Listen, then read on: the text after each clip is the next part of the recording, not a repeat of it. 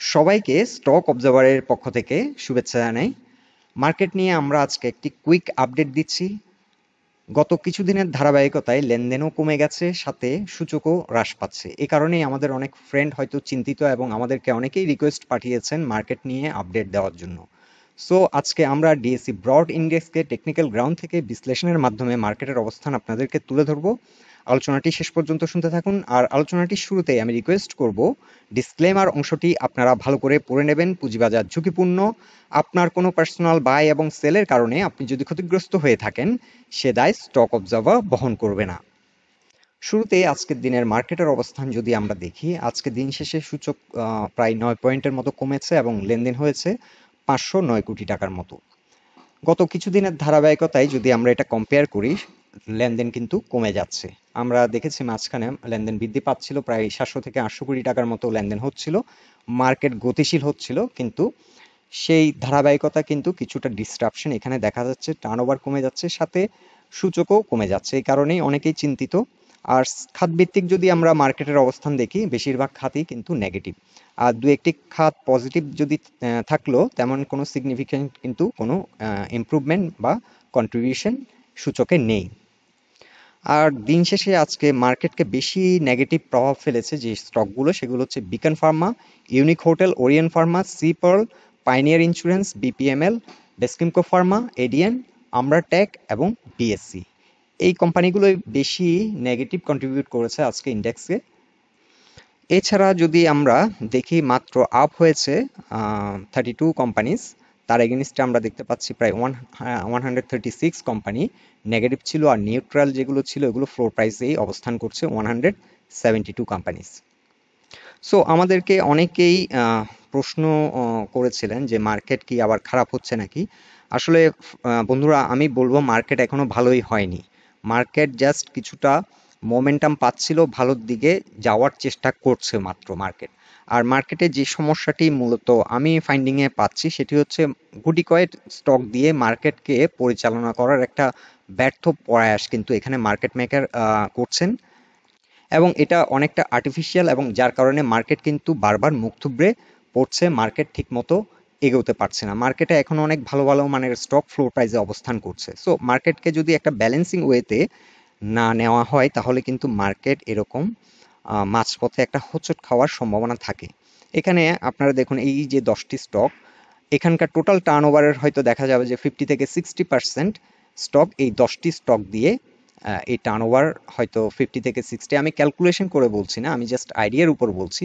এগুলো কিন্তু high liquidity এবং টার্নওভার সবচেয়ে বেশি হচ্ছে এই স্টকগুলোতে। সো এই যে 10টা কিংবা 20টা স্টক দিয়ে মার্কেটকে চালানোর যে একটা প্রয়াস, এটা আসলে একটা ব্যর্থ প্রয়াস। এখান থেকে মার্কেট মেকারকে বেরিয়ে এসে মার্কেটের জন্য কংক্রিট কোনো যদি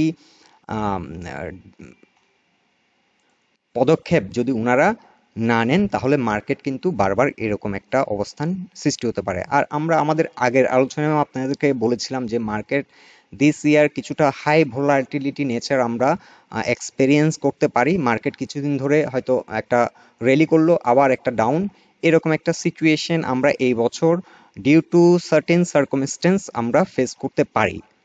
আরেকটি ব্যাপার হচ্ছে, গত উইক থেকে এই উইকে অনেকগুলো price sensitive information, quarterly report published হচ্ছে। এটাও একটা অন্যতম কারণ যে অনেক হয়তো বিনিয়োগকারী এখন সাইড লাইনে অবস্থান করছে। তারা বোঝার চেষ্টা করছে যে কোম্পানিগুলোর আর্নিং কেমন আসে, এবং সেটা হয়তো তারা চিন্তাভাবনা করে দেখে তারা আবার এন্ট্রি নেবেন। এটাও একটা কারণ যে মার্কেটে ভলিউম এখন কমে গেছে। এছাড়াও আরেকটি ইনফরমেশন হচ্ছে, আইএমএফ এর লোনটি স্যাংশন নিয়েও কিন্তু মার্কেটে কিছুটা হয়তো শঙ্কা অনেকের মধ্যে কাজ করছে।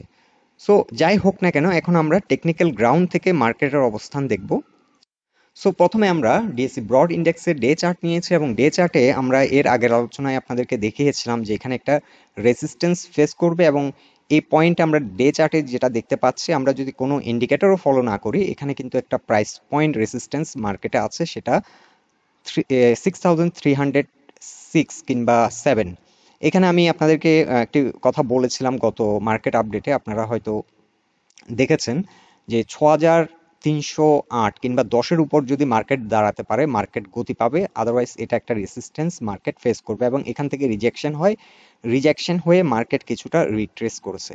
সো এখন যদি আমরা ডে চার্টে প্রাইস পয়েন্ট সাপোর্ট দেখি, এখানে 6271 এই পয়েন্টে এসে একটা সাপোর্ট পাবে এবং পরবর্তী স্ট্রং সাপোর্টটি হবে বর্তমানে 6258 কিংবা 6260 এই পয়েন্টে এসে সাপোর্ট পাবে। আমরা এটাকে গ্রিন করে দিচ্ছি, তাহলে আপনাদের জিনিসটা নোট করতে সুবিধা হবে। সো এই গ্রিন আমরা করে দিলাম। এখানে 6271 এবং 6258 এই দুটো পয়েন্ট এখন মার্কেটের জন্য সাপোর্ট এবং এখান থেকে মার্কেট ঘুরে দাঁড়াবে বলে আমরা আশা করি।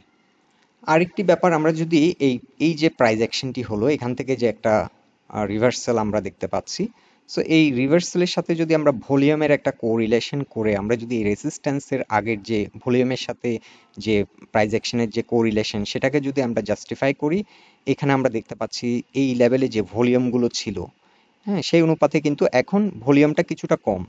সো এখন এখানে মার্কেট কিছুদিন সাইড লাইন করতে পারে, সাইড লাইন করে এখানে একটা নতুন করে শক্তি নিয়ে মার্কেট এখান থেকে উঠে এটা ব্রেকআউট করবে।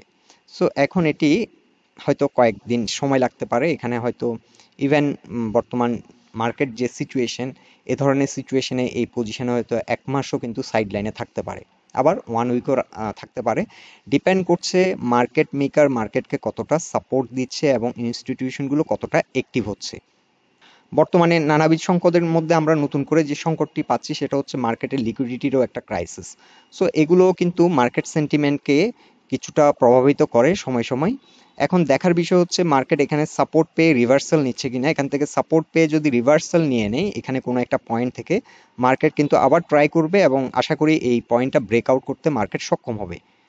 আর এখন আমরা উইকলি চার্টে মার্কেটের অবস্থান যদি দেখি, উইকলি চার্টও একই জিনিসটা আমরা একটু প্রিসাইজলি দেখতে পাচ্ছি, আরও ব্রডার টাইম ফ্রেমে আমাদেরকে ইনফরমেশনগুলো আরেকটু ফিল্টার করে দিচ্ছে। এই আদারওয়াইজ আমরা ডে চার্টে যা দেখছি তার চেয়ে একটু ব্রডার টাইম ফ্রেমে সেম জিনিসটাই দেখতে পাচ্ছি। সো এখানে এখানে আমরা 20 এক্সপোনেনশিয়াল মুভিং অ্যাভারেজের একটি রেজিস্ট্যান্স দেখতে পাচ্ছি 6304।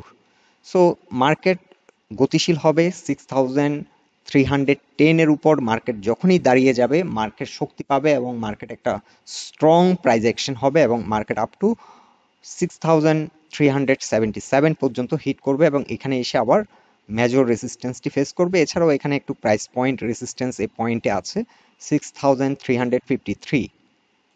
আর মান্থলি চার্টে যদি আমরা মার্কেটের অবস্থান দেখি, মান্থলি চার্টে আমরা এর আগের আলোচনায়ও দেখিয়েছিলাম যে মান্থলি চার্টে কিন্তু মার্কেট 20 এক্সপোনেনশিয়াল মুভিং অ্যাভারেজের উপর অবস্থান করছে। সো মার্কেট যথেষ্ট শক্তিশালী অবস্থানে আছে এখনো। যদি আমরা টেকনিক্যাল গ্রাউন্ড থেকে মার্কেটকে চিন্তা করি, মার্কেট এখনো শক্তিশালী অবস্থানে আছে, তবে টানা মার্কেট বাড়বে না। আমরা যদি ডে চার্টে ফিরে যাই, মার্কেট কিন্তু একটা প্রাইস অ্যাকশন হয়েছে এখানে। এখানে আমরা দেখতে পাচ্ছি যে প্রায় 6174 থেকে আপ টু 6300 এখানে অনেকটা কিন্তু মুভমেন্ট হয়েছে।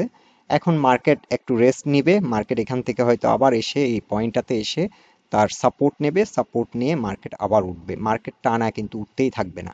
সো আমরা যদি এক্সপেক্ট করি মার্কেট টানা 7000-এ চলে যাবে, মার্কেট ওভাবে কিন্তু কখনোই যাবে না। Market even though market strong পজিশনে যখন থাকে তখনও কিন্তু মার্কেট এভাবে টানা রেলি করে না, আনলেস অ্যান্ড আনটিল ফান্ডামেন্টাল কোনো বিগ যদি চেঞ্জ আসে, যদি কোনো পলিসিগত কিংবা কোনো একটা ভালো রকমের নিউজ আসে, তখন হয়তো মার্কেট একটা লং রেলি করতে পারে। কিন্তু নর্মাল সিচুয়েশনে ভালো মার্কেটেও কিন্তু টানা বাড়ে না মার্কেট। সো এখন অনেকের মনে হয়তো কোশ্চেন যে স্টকগুলোর প্রাইস কমে যাচ্ছে, যে স্টকগুলো বেশি প্রাইস অ্যাকশন হয়েছে ওই স্টকগুলোই কিন্তু বেশি কমছে। যেমন এখানে আমাদেরকে জিনিসটা জানতে হবে, যেমন জেএমআই হসপিটাল, এটা কিন্তু 100 টাকা পর্যন্ত উঠেছিল, 70 থেকে 100 টাকা উঠে আবার এখন একটা কারেকশন দিচ্ছে। সো যে স্টকগুলো বেশি বেড়েছিল ওই স্টকগুলো বেশি কমার একটা পসিবিলিটি আছে, কিন্তু যে স্টকগুলো বাড়েনি সেই স্টকগুলো কিন্তু তেমন একটা প্রাইস অ্যাকশন হচ্ছে না। এটাও একটা ফ্রাস্ট্রেশনের জায়গা। আরেকটা ব্যাপার হচ্ছে, আমিও কিন্তু গত উইক থেকে মার্কেটে আর প্রফিট করতে পারছি না ট্রেডিং করে। সো কিছু কিছু স্টকে আমিও কিন্তু এখন লসে রান করছি। সো যে যে স্টকগুলোতে আপনারা আছেন আপাতত মার্কেটে ট্রেডিং না করে ভালো মানের স্টকগুলোতে ফোকাস করুন এবং অ্যাকুমুলেশন করতে থাকেন। মার্কেট অটোমেটিক্যালি, মার্কেট যখন ভালো হবে একটা সার্টেন টাইম পর কিন্তু আপনারা সাবস্টেনশিয়াল রিটার্ন পেয়ে যাবেন। আমি 31 ডিসেম্বর 2022 আমি একটি পোস্ট করেছিলাম, ওখানে টপ 5 পারফর্মিং স্টক নিয়ে আপনাদেরকে দেখিয়েছিলাম। সেখানে আমি বিপিএমএল, ইএচএল, জেনিক্স ইনফোসিস, বিএসসির মতো এবং জিএমআই হসপিটালের মতো শেয়ার, এই স্টকগুলোকে আমি ইনক্লুড করেছিলাম। এবং উইদিন 1 মান্থ কিন্তু প্রায় 25 থেকে 30% কিন্তু গেইন দিয়েছে। এখনও আপনারা ভালো মানের স্টকগুলো যেগুলো অনেক ডিসকাউন্ট মার্কেটে অফার করছে সেগুলোকে আপনারা ফোকাস করুন, ফোকাস করে এন্ট্রি দিন, দেখবেন মার্কেট অবশ্যই আপনাকে রিটার্ন দেবে। মার্কেট অটোমেটিক্যালি একটা সার্টেন সময় পর মার্কেট রিভার্সাল দিবে এবং তখন আপনি একটা ভালো রিটার্ন পেয়ে যাবেন। আর এছাড়া কিছু কিছু স্টকে এখন ইপিএস খারাপ আসছে, আমাদেরও একটা দুটো স্টক এরকম হচ্ছে। ইপিএস খারাপ আসার কারণে এখন স্টকগুলোর দাম পড়ে গেছে, আমরা এখন হোল্ড করছি। কোম্পানি যদি ভালো মনে করেন আপনারাও চাইলে হোল্ড করতে পারেন, কারণ 4-5টা কোম্পানি ছাড়া বেশিরভাগ কোম্পানির ইপিএস কিন্তু তেমন একটা ভালো গ্রোথ আমরা দেখতে পাচ্ছি না, এবং আগের বছর সেম কোয়ার্টার থেকে কিন্তু কমে যাচ্ছে ইপিএস। সো সেক্ষেত্রে কোম্পানিটা যদি পোটেনশিয়াল কোম্পানি হয়, কোম্পানির যদি ওভারঅল সব কিছু ভালো থাকে, ম্যানেজমেন্ট যদি ঠিক থাকে, এবং বর্তমান অর্থনৈতিক দিকটাকেও আমাদেরকে বিবেচনা করতে হবে যে মার্কেট কিন্তু এখন ওভারঅল গ্লোবাল বিজনেস সিনারিও কিন্তু খুব একটা ভালো না। সেক্ষেত্রে কোম্পানিগুলো আর্নিং কিছুটা কমতে পারে, এটা হচ্ছে একটা ন্যাচারাল ম্যাটার। এটা এমন না যে কোম্পানির ম্যানেজমেন্ট খারাপ পারফর্ম করলো কিংবা প্রোডাক্টটা ঠিক মতো পারফর্ম করছে না, রিজনটা কিন্তু তা না। রিজনটা হচ্ছে ওভারঅল ইকোনমি যখন খারাপ থাকে তখন কিন্তু ভালো কোম্পানি, ভালো প্রোডাক্টও কিন্তু কম চলে।